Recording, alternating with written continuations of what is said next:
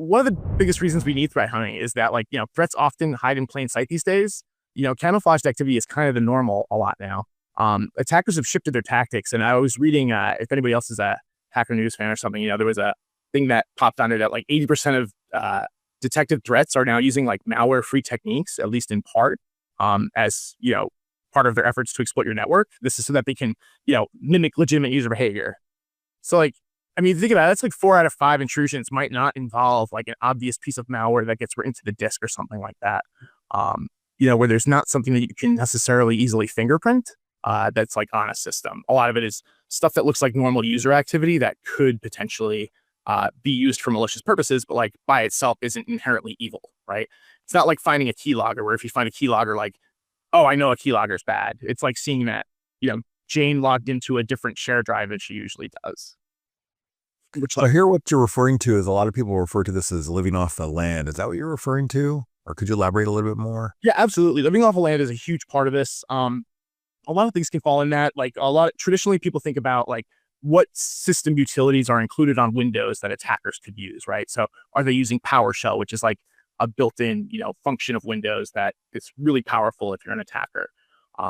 But it can also go on to things exploiting the native ways that some of your SaaS services or cloud environments might work. One of the things that we had actually recently seen was a customer had gotten hacked. It was a compromised credential situation where, an employee either they got their credential leaked in a database or something like that, or it was maybe scraped from a personal machine, or they went to the wrong website. But either way, they were able to use the employee's account, who was an administrator, to gain access to their cloud email service. And once they were in the cloud email service, they were able to, how most, a lot of SaaS apps have marketplaces and stuff where you can install third-party tools and connectors and stuff. What the attackers did is they essentially installed a third-party backup solution for the mail server, where all the data stuff is stored on this third-party system. It's a piece of software that's used by tens of thousands of legitimate users, normally used in environments like this. And what happened is a user that had the permissions to and would typically be the one deploying something like this, but was actually the attacker doing it, deployed this backup system into the network.